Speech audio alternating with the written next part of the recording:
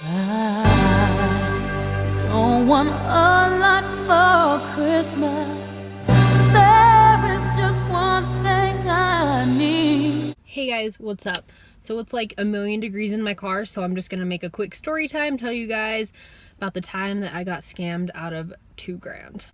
Let me just start off by saying this color that I'm wearing on my lips, I get a lot of compliments on. This is the Jeffree Star liquid lip in watermelon soda. Oh my gosh, you guys, I'm obsessed with his lipsticks. I can't. If you guys want me to do a review on these lipsticks, leave a comment down below and let me know and I will get right on that. So I want to give a shout out to my homegirl Destiny. I just got your letter. I have not read it yet, but I'm going to right after I film this. So yeah, hey girl, hey. I do still have evidence. I have photos, I have emails, I have phone calls, I have actual physical proof of all of this scamming. So if you don't believe me, I'll post it. I just don't have it right this second with me in the car while I'm filming.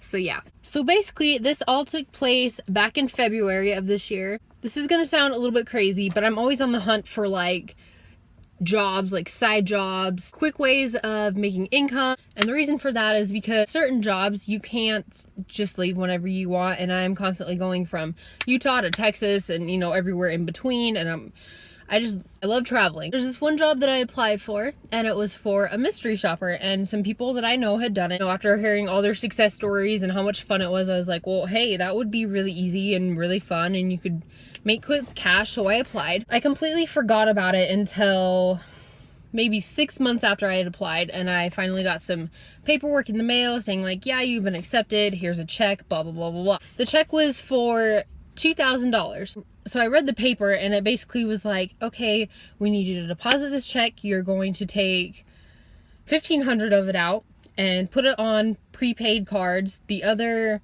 $500 is for you to keep. And that's basically your payment, like your first payment for going out and doing these different shopping trips. And I was like, okay, that's simple. So the next day I drove over to Walmart and preloaded some of those cards, $500 on 3 different cards. After I loaded the cards, I was supposed to email them letting them know that I did that. So I emailed them and was like, hey, I loaded the cards, what do I need to do next? Like, what's my next task? And they basically said, okay, we need pictures of the front and the backs of your cards. And that's basically to verify that, you know, the cards actually have the money on it, that I didn't go spend it on something. And then they're going to send me a task of where to shop next, like what to buy and who I need to evaluate. In my head, I did not catch any of these red flags. Why? I don't know. Sending pictures of the cards, first and foremost, was the first mistake. I mean, honestly, if they wanted prepaid cards, they should have just sent me the cards in the first place with the numbers already on them. You know, does that make sense? All right, so my camera just had like a spaz attack and just shut off on me just now, so that was kind of weird. Anyway, so I didn't catch that red flag. I was like, okay, sent them the pictures, whatever. They wanted the cashier's name, they wanted what lane she was on, they wanted what time I was there, how long I waited, everything you would think about a normal mystery shopper. You know, they wanted everything. They wanted to know how professional she was being, how long it took to actually get to the front of the line, how long the checkout process took, and I jotted all of that down and gave them all that information. About 2 days later, I go to the bank and my bank is completely, like, it's $2,000 overdrawn, and I was like, what? Like, what do you mean? I have not used it. I should have a few grand in here, and like, where did all my money go? I'm looking through and I'm like, you know, this is like the exact amount missing from that check, which doesn't make any sense. So I'm like, okay, so I pull out the cards. This is when I'm like, okay, I felt my heart sink. I had planned a special trip with my boyfriend at the time, and we were going to go up to Park City here in Utah and drive around and shop and yada yada. So immediately after seeing my bank account, I was confused and I'm like, okay, something's happened. So I looked on the cards because I had them registered online. So I went online to see, you know, the balance, and all of them were 5 cents, 2 cents, 3 cents. And I was like, oh my gosh, all of that money is gone too. What do I do? I didn't understand what was happening. I went into the bank right that second and was like, yo, where's my money? Like, what happened? Like, did somebody rob me? Like, what's going on? Basically, that check had bounced. Whoever's bank that came out of reported it as fraud, and it hit my bank account, and I had never in my life been so mad. Some bozo keeps trying to call my phone, and every time they do, it makes my video stop, and so I just put my phone on do not disturb. So yeah.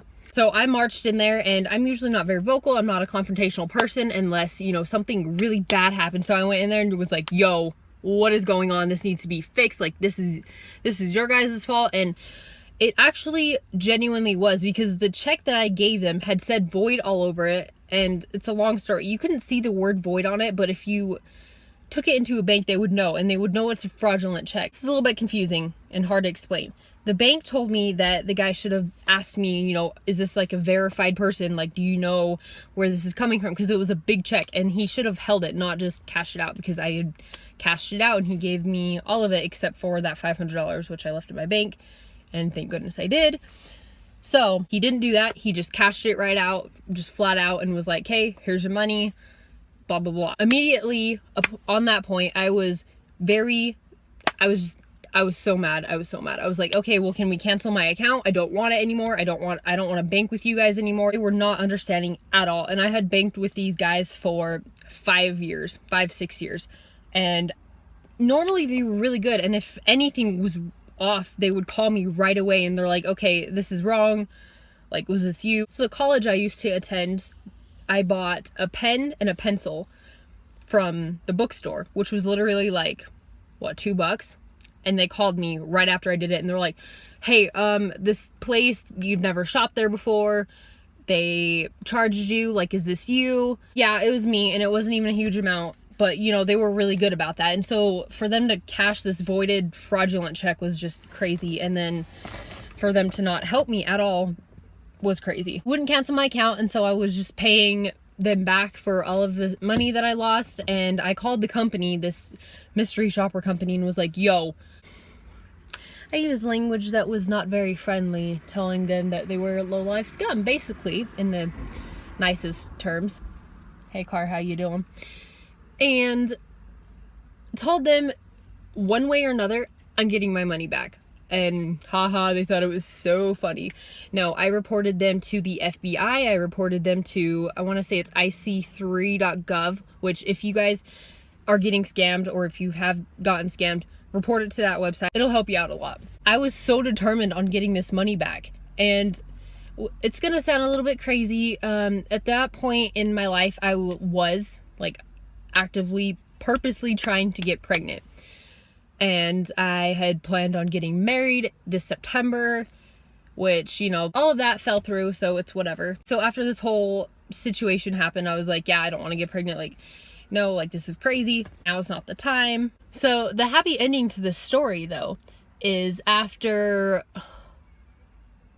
5 months. So 5 months down the road, after all of this had happened, I contacted the prepaid card companies, and they are the ones who got my money back and refunded me.